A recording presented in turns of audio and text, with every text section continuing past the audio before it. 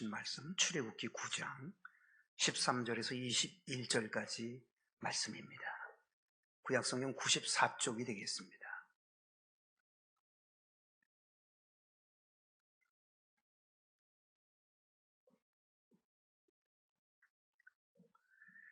여호와께서 모세에게 이르시되 아침에 일찍이 일어나 바로 앞에 서서 그에게 이르기를 히브리 사람의 하나님 여호와의 말씀에 내 백성을 보내라. 그들이 나를 섬길 것이니라. 내가 이번에는 모든 재앙을 너와 내 신하와 내 백성에게 내려 온 천하에 나와 같은 자가 없음을 내게 알게 하리라. 내가 손을 펴서 돌림병으로 너와 내 백성을 쳤더라면 내가 세상에서 끊어졌을 것이나 내가 너를 세웠음은 나의 능력을 네게 보이고 내 이름이 온 천하에 전파되게 하려 하였음이니라. 내가 여전히 내 백성 앞에 교만하여 그들을 보내지 아니하느냐. 내일 이맘때면 내가 무거운 우박을 내리리니 애굽 나라가 세워진 그날로부터 지금까지 그와 같은 일이 없었더라. 이제 사람을 보내어 내 가축과 내 들에 있는 것을 다 모으라. 사람이나 짐승이나 무릇 들에 있어서 집에 돌아오지 않는 자들에게는 우박이 그 위에 내리리니 그것들이 죽으리라 하셨다 하라 하시니라.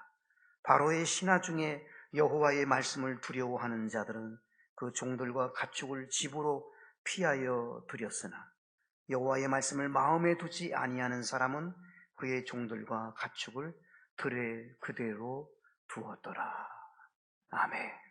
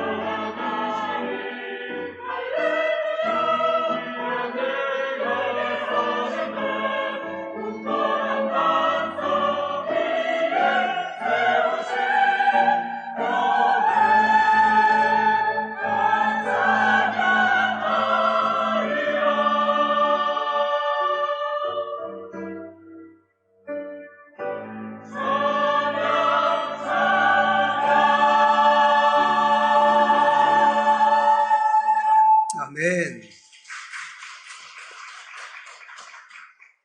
하나님 아버지 감사합니다. 시온 찬양대에 은혜로운 찬양을 허락해 주시고 하나님이 영광 받아 주시니 감사합니다. 우리 시온 찬양대의 모든 분들에게 주의 평강과 주의 은혜와 주의 복으로 더하여 주옵소서. 이 시간에도 주의 말씀을 사모합니다. 말씀을 베풀어 주옵소서. 우리 주님 예수님의 이름으로 기도드리옵나이다. 아멘. 오늘 본문의 말씀은 우리 하나님께서 애굽 땅에 내린 10가지 재앙 중에 7번째 재앙에 대한 말씀입니다. 오늘 말씀을 통해서 하나님께서 우리에게 원하시는 것이 무엇인지 우리는 함께 주목하면서 찾아봤으면 좋겠습니다. 그래서 하나님께서 참으로 원하는 우리 모두가 되실 수 있기를 예수님의 이름으로 축복합니다. 하나님께서 원하시는 사람, 하나님께서 원하시는 것이 무엇인지 오늘 본문 먼저 13절 말씀을 주목해 보고 싶습니다. 여호와께서 모세에게 이르시되 아침에 일찍이 일어나 바로 앞에 서서 그에게 이르기를 히브리 사람의 하나님 여호와의 말씀에 내 백성을 보내라. 그들이 나를 섬길 것이니라. 13절에 주목해보고 싶은 구절이 아침에 일찍이 일어나입니다. 하나님께서 우리에게 원하시는 것은요, 아침에 일찍이 일어나서 사명 감당하기를 원하십니다.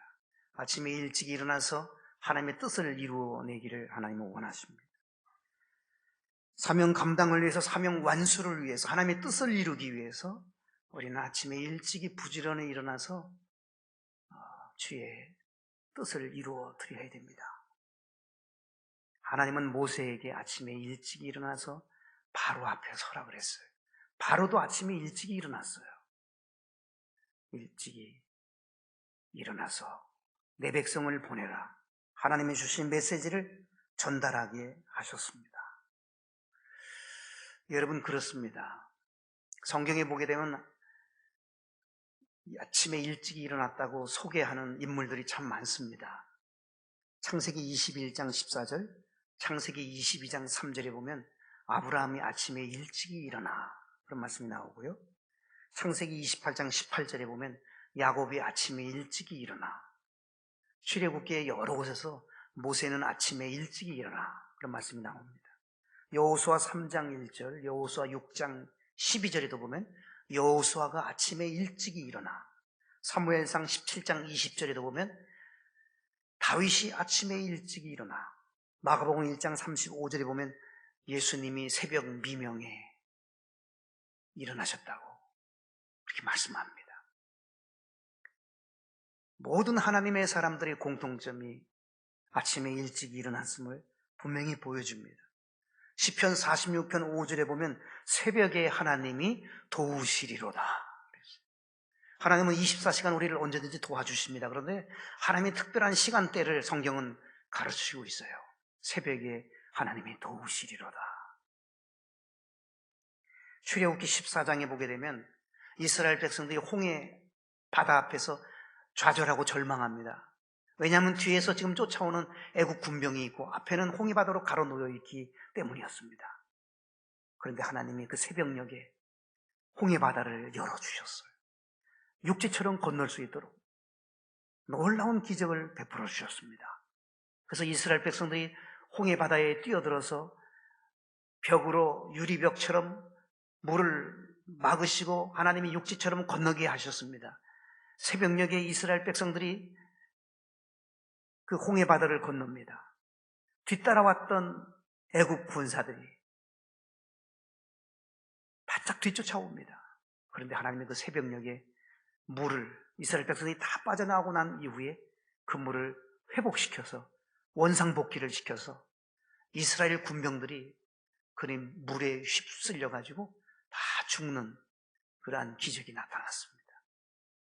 새벽에 하나님이 역사하셨습니다. 여호수아 6장에 보면 이스라엘 백성들이 가나안 땅으로 가는데 그들을 가로막고 있는 성이 하나 있었습니다. 여리고성입니다. 여리고성이 무너지잖아요. 언제 무너졌습니까? 새벽에 무너졌다고 말씀합니다. 창세기 32장에 보면 야곱이라는 사람이 이름이 바뀌는 놀라운 역사가 나타나요. 야곱, 그가 성공해서 고향 땅으로 돌아옵니다. 그런데 야곱의 형 에서가 400명을 이끌고 야곱에게로 와요. 왜냐하면 20년 전에 도망갈 때에 형을 속이고 도망갔거든요. 형에게 이제 붙들리면 죽겠구나 싶은 생각이 야곱에게 있었습니다. 야곱이 야복 강가에서 하나님과 기도의 씨름을 합니다. 하나님, 날 살려주십시오. 나를 축복해 주십시오. 매달려서 계속 축복해달라고 기도하는데 하나님이 이제 그만해라 그러시는 거예요. 놔라. 기도의 줄을 놓으라고 말씀합니다. 그러나 끝까지 붙잡고 축복 안 해주면 안 놓겠다고 말합니다. 하나님이 환도뼈를 찢어서 환도뼈가 위골돼요. 여러분, 보통 사람 같으면 환도뼈가 위골됐으면 아야야야 하고 뒹굴 거예요. 얼마나 아프겠어요. 그런데 끝까지 붙잡고 차라리 죽여달라고. 성경에는 그 말씀이 없는데 아마 그렇게 말을 했을 거예요. 차라리 형님에게 죽는 바에야 하나님에게 맞아 죽는 게 낫다고. 붙잡고 누릅니다. 하나님이 쳤어요. 내 이름을 이제는 야곱이라고 하지 말아라. 이스라엘이라고 불러라. 야곱이라는 이름의 뜻은 발뒤꿈치를 잡았다는 뜻이에요. 그리고 속인다, 간사하다, 그런 뜻을 가지고 있어요. 여러 가지 뜻이 있어요. 야곱이라는 이름은 속이는 자, 간사한 자. 이름도 참 잘못 지었어요. 속이는 자, 간사한 사람으로 야곱은 정말 아버지 속이고 형 속이고 삼촌 속이고 이름처럼 속이는 인생을 삽니다. 그런 그가 하나님이 이름부터 바꿔라. 이스라엘로 바꿔줘. 이스라엘이라는 이름의 뜻은 승리자, 황태자라는 뜻이에요. 너는 이제 승리자다. 너는 황태자처럼 살아라 하고 하나님이 야곱을 이스라엘로 바꿔주시면서 400명을 이끌고는 형의 마음도 녹여주셔가지고 형님의 사랑을 받는 그런 자가 되죠. 그 시간이 새벽 시간이었어요. 하나님 앞에 복을 받았던, 야곱이 복 받았던 그 시간, 하나님 앞에 이스라엘이라는 이름을 받았던 그 시간이 새벽 시간이었다고 성경은 그렇게 말씀을 합니다. 그렇습니다, 여러분. 새벽은 의미 있는 시간입니다. 부모님의 새벽 기도는 자녀들의 가는 길을 분명히 열어놓을 것입니다. 자녀들의 새벽 기도는 부모님의 노년에 행복하게 만들어 주실 것입니다.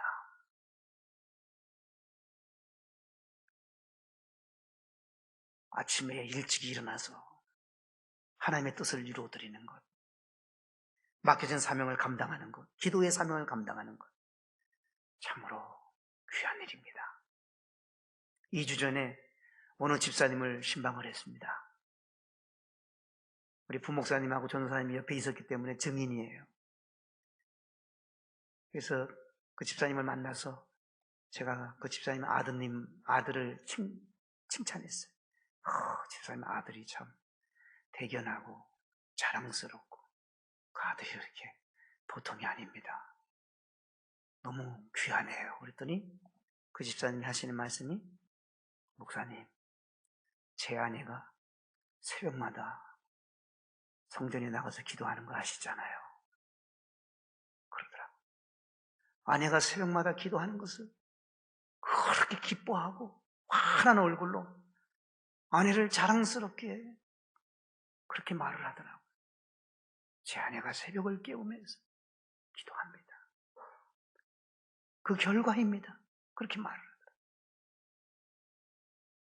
그 아들이 더 잘 되기를 예수님의 이름으로 축복합니다. 남의 아들이라고 아멘이 적네요. 여러분, 하나님이 우리에게 원하시는 것이 이런 아침에 일찍 일어나서 하나님의 뜻을 이루어드리는 거예요. 우리는 바로 앞에 설 필요 없어요. 우리는 하나님 앞에 서서 나에게 맡겨진 그 사명을 완수하기 위해서, 사명 감당을 위해서 기도드려야 돼요. 아침에 일찍 일어나서 하나님의 뜻을 이루어드리는 것을 하나님은 그토록 원하시는 것입니다.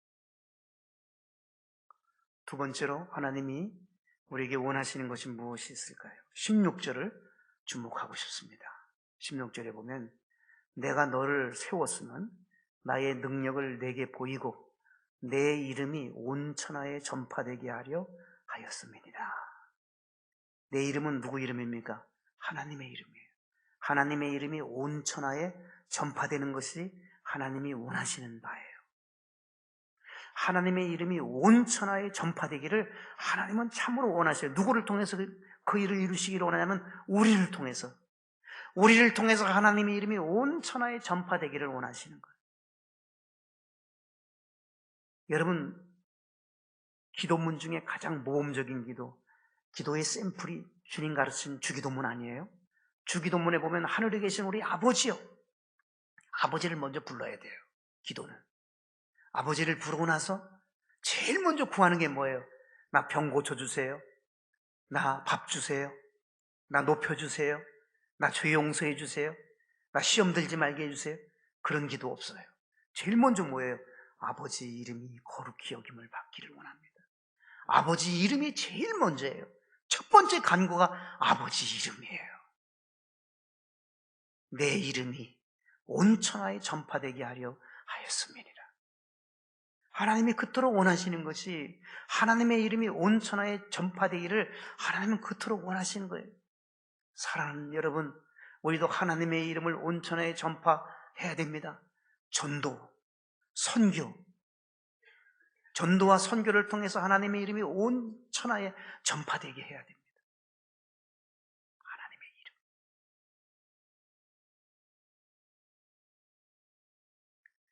가는 선교사, 보내는 선교사. 우리는 가는 선교사는 아니에요.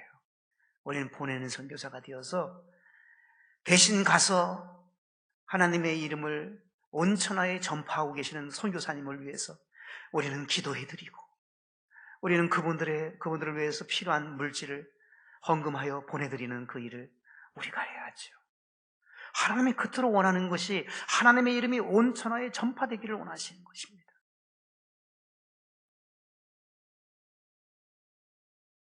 디모데전서 2장 4절에 보면 하나님이 그토록 원하시는 것이 있어요.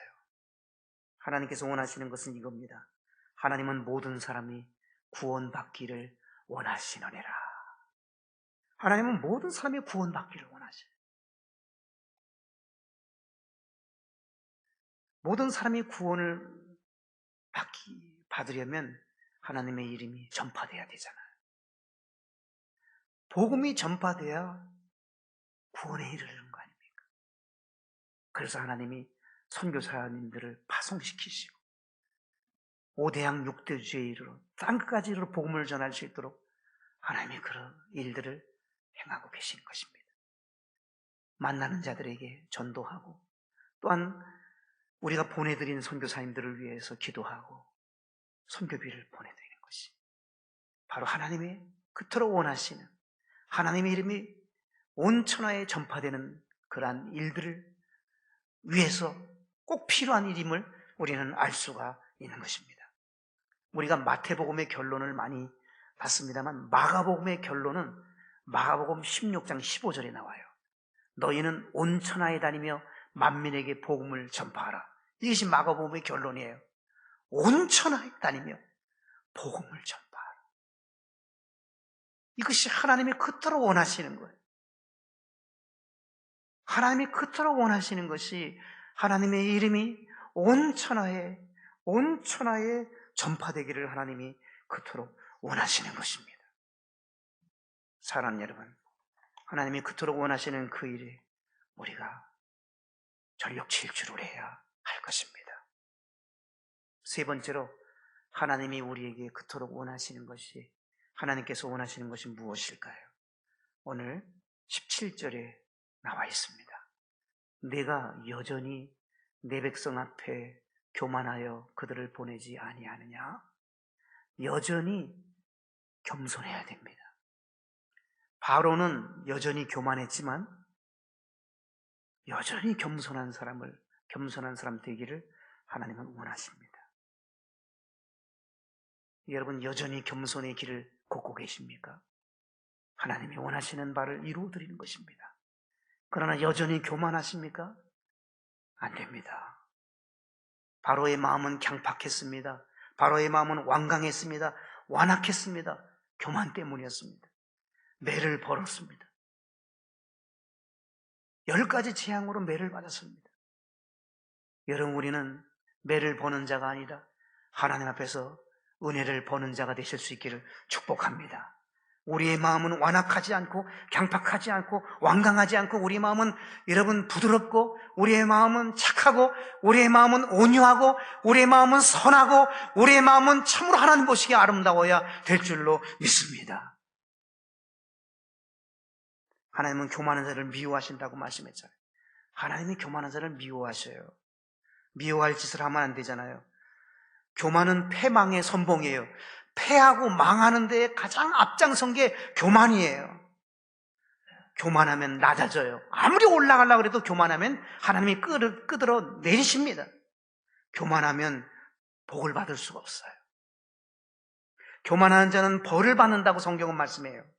교만한 사람은 하나님이 물리친다고 말씀하고 있어요. 교만한 사람은 하나님이 대적하신다고 그러셨어요. 사울이 교만했기 때문에 버림받았습니다. 그 능력 많은 사울이 왜 버림받았습니까? 교만 때문이었습니다. 바로도 교만했기 때문에 망했습니다. 초대교회 교부 중에 크리소스톰이라는 황금입이라는 별명을 가진 교부가 있었습니다. 크리소스톰이 이런 말을 했습니다. 사람이 죄를 지면 하나님이 죄 지은 사람을 다스리는데, 일반적인 죄를 지으면 하나님이 손가락으로 다스린대요. 그런데 교만의 죄를 지면 하나님이 팔을 걷어붙이고 다루신다는 거예요. 그러니까 교만이 그토록 하나님을 분노케 만드는 거예요. 그러나 겸손하면, 오늘 말씀처럼 여전히 겸손하면 하나님이 두 팔 걷어붙이고 틀림없이 은혜 베풀어 주시고 도와주실 줄로 믿습니다. 겸손한 자의 소원을 이루어 주신다 그랬어요. 겸손하면 재물과 영광과 생명을 주신다 그랬어요. 겸손하면 영예를 주신다 그랬어요. 영예란 빛나는 명예입니다. 하나님은 겸손한 자에게 은혜를 주신다 그랬어요. 하나님은 겸손한 자 때가 되면 높이신다고 말씀했습니다. 우리가 택할 것은 겸손입니다. 여전히 우리는 겸손의 길을 걸어가야 할 것입니다. 네 번째로, 하나님께서 우리에게 원하시는 것이 무엇이 있을까요? 18절에 나옵니다. 18절 말씀 보면, 내일 이맘때면 내가 무거운 우박을 내리리니. 7번째 재앙이 무거운 우박이에요. 얼마나 큰 우박이면 무겁다고 표현했겠어요. 이 무거운이라는 말은 무서운이라는 의미를 가지고 있는 단어예요. 번역을 하면 무섭고 무거운 우박이에요. 내일 이맘때니까 24시간 후지요. 애굽 나라가 세워진 그날로부터 지금까지 그와 같은 일이 없어요. 최초래요. 최초의 일이 벌어진대요. 애굽 개국 이래로 처음 맞는 재앙이라는 거예요. 얼마나 몇 킬로가 되는지 모르지만 무거운 우박이 하늘에서 쏟아지는 거예요. 내일 이맘때. 여기서 우리가 하나님이 우리에게 원하시는 바를 알 수 있어요. 오늘이 중요함을 알기를 하나님이 원하십니다.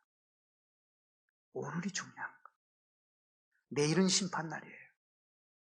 오늘이 중요하게, 오늘 결단해야 돼요. 오늘 버릴 것 버리셔야 돼요. 오늘 매듭질 것 매듭지셔야 돼요. 오늘 회개할 것 회개하셔야 됩니다. 내일이면 늦습니다. 빨리 돌이킬수록 손해를 덜 봅니다. 빨리 돌이키는 것이 사는 길입니다. 피해를 줄이는 방법입니다. 매 맞고 나서 돌이키면 얼마나 아프겠어요.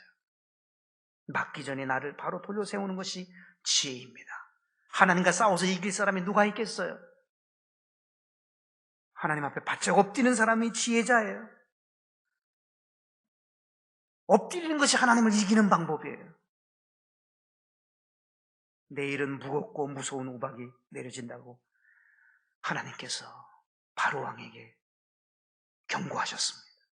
애굽 개국 이래로 그런 일이 없을 거라 그랬어요. 그래서 사람들이 다 그 우박에 맞아 죽었어요. 짐승들이 다 그 우박에 맞아 죽었어요.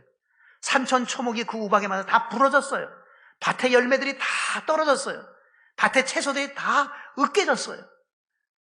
자연이 다 망가졌어요. 그 우박에 맞아서 말입니다. 이것이 출애굽 시대 때만 있었던 일이 아니잖아요. 해외 토픽을 가만 보면 그런 일들이 많이 있더라고요. 방글라데시에서는 1kg짜리 우박이 쏟아져 가지고 92명이 사망한 그러한 것이 해외 토픽에 나왔던 적이 있습니다. 미국에서는 한 곳에 우박이 쏟아졌는데 15cm가 우박이 쌓였습니다. 중국도 그런 일이 자주 있다고 합니다. 그런데 우리는 성경을 주목해야 돼요. 요한계시록 16장 21절에 보면 마지막 때에 한 달란트의 우박, 한 달란트짜리 우박으로 심판한대요.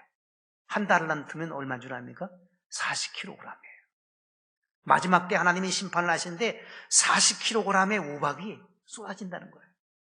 여러분, 이 40kg를 여기서 이렇게 던져도 충격이 있는데 하늘에서 40kg가 떨어지면 나만 하는 거 아무도 없습니다, 여러분. 1kg만 15층에서 떨어져도 굉장한 파워가 있거든요.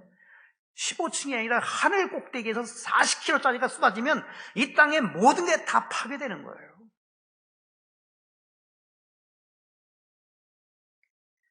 우리가 사는 길은 회개하는 길입니다. 시편 7편 12절 회개하지 아니하면 하나님이 칼을 갈고 활을 당기어 예배해 놓으셨다 그랬어요. 누가복음 13장 3절 너희도 만일 회개하면 이와 같이 회개하지 않으면 이와 같이 망하리라. 우리가 사는 길이 있어요. 회개하면 삽니다. 그러나 회개하지 않으면 망합니다. 회개하지 않으면 죽습니다. 그러나 회개하면 삽니다. 회개하면 흥합니다. 회개하면 됩니다. 사도행전 3장 19절은 말씀합니다. 너희가 회개하고 돌이켜 죄 없이 함을 받아라. 이같이 하면 새롭게 되는 날이 주 앞으로부터 이를 것이라 그랬어요.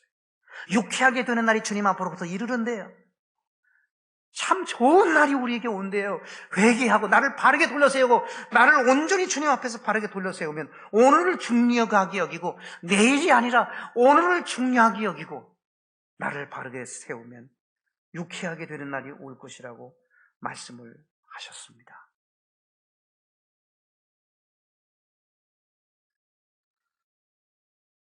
마지막입니다. 하나님께서 우리에게 원하시는 것이 무엇입니까? 20절, 21절 두 곳인데요. 20절에 보면 바로의 신하 중에 여호와의 말씀을 두려워하는 자들이 있었어요. 그들은 그 말씀대로 따랐어요. 그래서 살았어요. 우박이 얼마나 큰 우박인지 불하고 함께 섞여서 쏟아졌습니다. 근데 하나님 주신 말씀을 두려워했던 자들은 그 말씀대로 살아났어요. 21절에 보면 여호와의 말씀을 마음에 두지 아니하는 자가 있어요. 하나님의 말씀을 우습게 여기는 사람들, 하나님의 말씀을 가볍게 여기는 사람들 모두 죽었어요. 그것이 7번째 재앙의 결과였습니다. 바로는 하나님 말씀을 두려워하지 않았습니다. 하나님 말씀을 마음에 두지 않았습니다. 결국 그는 망조의 길로 갑니다. 잠언 13장 13절은 말씀합니다. 말씀을 두려워하는 자는 상을 받을 것이니라. 말씀을 두려워하면 상 받는데요. 시편 119편 11절은 말씀합니다. 주의 말씀을 내 마음에 두었나이다. 주의 말씀을 내 마음에 두었을 때에 세상을 이겼다는 거예요. 여러분, 주님 말씀을 내 마음에 둬야 돼요. 날마다 나에게 주신 말씀, 그 말씀이 있어야 돼요. 오늘 살아가는데 나에게 주시는 말씀을 내 마음에 새겨야 돼요. 내 마음에 두어야 돼요. 그래야 사는 길이에요. 말씀이 없으면 안 돼요. 그날 하나님이 주신 말씀이 우리 가운데 있어야 돼요. 말씀을 두려워해야 돼요. 하나님 말씀을 사모하면서 두려움으로 받고 그 말씀을 나에게 두어야만 합니다. 그런 사람들은 안전했습니다. 보호받았습니다. 살았습니다. 잘 됐습니다.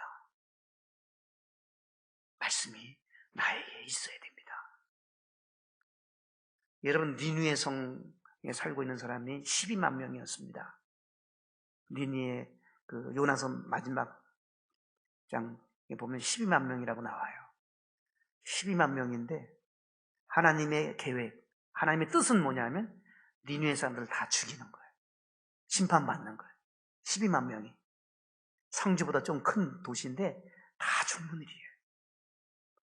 그래서 먼저 하나님은 무조건 그 일을 하시는 것이 아니고 먼저 경고를 하고 꼭 하시거든요. 언제나.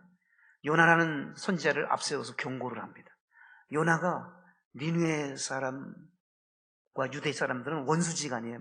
마치 일본하고 우리나라처럼 그런 관계였어요. 그래서 요나는 40일이 지나면 니느웨 성이 무너진다. 요 말만 그냥 하고 막 지나갔어요. 사람도 만나지도 않고 40일이 지나면 이 성이 무너지리라. 40일이 지나면 이 성이 무너지리라. 그러면서 그 성을 그냥 돋았어요. 여러분, 그런 상황이라면 사람들이 요즘 미친놈 지나가네. 40일이 지나면 무너져? 말도 안 되는 소리 하고 있네. 별소리 다 할 거 아니에요. 그런데 니느웨 사람들은 그러지 않았어요. 단순하게 전한 그 메시지지만 왕으로부터 시작해서 짐승이 이리까지 금식하며 회개합니다. 그때 성경은 말씀합니다. 하나님이 뜻을 돌이키셨다. 하나님이 뜻을 돌이켜요. 하나님의 뜻이 얼마나, 여러분, 한번 딱 정한 뜻이 얼마나 중요해요. 그런데 그 뜻까지도 돌이키게 하는 것이 회개하고 자기를 바르게 돌려세우는 거예요. 회개하면, 하나님 말씀을 두려워하면, 하나님 말씀을 잘 받으면 하나님께서 뜻도 돌이키신다고 그랬어요. 그래서 12만 명 한 사람도 죽지 않았습니다. 소돔과 고모라 성을 멸망시킬 때에도 먼저 경고를 했어요. 롯의 가정에 가서 경고합니다. 이 소돔과 고모라를 불과 유황으로 심판할 테니까 빨리 피해라 그랬어요. 그러니까 롯과 그 아내와 두 딸이 피하기 전에 사위들을 데려가려고 했잖아요. 사위들에게 이야기하니까 사위들이 뭐로 받았어요? 농담으로 여겼대요. 농담. 하나님의 말씀을 두려워하지 않고 농담으로 여기다가 그 사위들도 죽었어요. 절대로 뒤를 돌아보지 말라고 그랬어요. 빨리 피하라 그래서 뒤돌아볼 여유가 없다. 빨리 가라 그랬는데 롯의 아내는 하나님 말씀을 마음에 두지 않고 하나님 말씀을 두려워하지 않고 뒤돌아봐요. 소금기둥이 됐잖아요. 하나님 말씀을 두려워하고 하나님 말씀을 마음에 둬야 됩니다. 오늘 20절, 21절에 분명히 말씀하고 있잖아요. 하나님 말씀을 두려워하고 하나님의 말씀을 마음에 두라.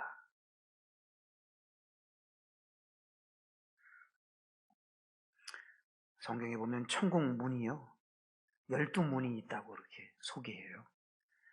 제가 천국에 가보지 않아서 모르겠습니다. 성경대로라면 12문이 있대요. 이렇게 하면 가설을 한번 세우고 싶어요. 12문에 예수님의 12제자, 또 12지파의 장들이 다 서서 들어오는 사람들, 천국 들어오는 사람들에게 전 세계인이 천국 들어오는데 거기서 이렇게 딱 서서 한 사람 한 사람 이렇게 말한다고 생각해 보세요. 구원의 표를 보여주세요. 여기 들어가려면 구원의 표가 있어야 됩니다. 여러분들이라면 거기서 뭐라고 구원의 표를 어떤 걸 보여줄 수 있겠습니까? 구원의 증표를 좀 보여달라고 하면 뭘 보여주겠어요? 말씀을 보여줘야 돼. 말씀. 나에게 있는 말씀. 말씀 없으면 아무 소용이 없어요. 나에게 주신 말씀이 있어야 돼요. 영접하는 자, 곧 그 이름을 믿는 자들에게는 하나님의 자녀가 되는 권세를 주셨으니 나는 영접했습니다. 예수님을 믿습니다. 하나님의 자녀가 되는 권세가 나에게 있습니다. 나는 하나님의 자녀이기 때문에 당연히 아버지 집에 들어갈 수 있습니다. 그러면 막을 자가 없는 거예요. 그게 증표예요. 하나님이 세상을 이처럼 사랑하사 독생자를 주셨으니 이는 저를 믿는 자가 멸망치 않고 영생을 얻게 하려 하심이라. 나는 예수님을 믿어서 멸망당하지 않고 영생을 얻게 됐어요. 요한복음 3장 16절이 증표가 되는 거예요. 누구든지 주의 이름을 부르는 자는 구원을 얻는다 그랬어요. 나는 주의 이름을 부르는 하나님의 자녀입니다. 그게 증표잖아요. 주 예수를 믿어라. 그리하면 너와 내 가정이 구원을 얻는다 그랬습니다. 난 주 예수님을 믿는 믿음의 사람입니다. 그게 증표지요. 증표를 말할 수 있어야지. 보여줄 수 있어야지. 하나님 말씀을 두려워할 줄 알고 하나님 말씀을 마음에 둘 수 있어야 돼요.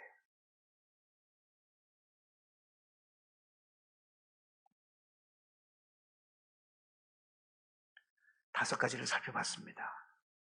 하나님이 우리에게 원하시는 것이 뭔가? 하나님이 우리에게 원하시는 것, 아침에 일찍 일어나서 하나님 뜻을 이루어드리는 거예요. 하나님의 뜻을 이루어드리고 싶지 않으세요? 좀 더 일찍 일어날 수 없을까요? 하나님의 이름이 온 천하에 전파되는 것이 하나님의 뜻이에요. 하나님이 나에게 붙여주신 사람들에게 전파해야 되지 않겠습니까? 여전히 겸손하셔야 됩니다. 교만은 끝입니다. 보장받지 못합니다. 여전히 겸손하십시오. 오늘이 중요함을 알아야 돼요. 내일은 심판날이에요. 내일은 늦어요. 오늘 버릴 것 버리세요. 오늘 결단하고 결단하세요. 오늘 매듭질 것 매듭지십시오. 오늘 회개해야 삽니다. 하나님의 말씀을 두려워할 줄 알아야 됩니다. 하나님 말씀을 나에게 마음에, 내 마음에 둬야 됩니다. 말씀에 증표가 있어야 됩니다. 기도하시겠습니다.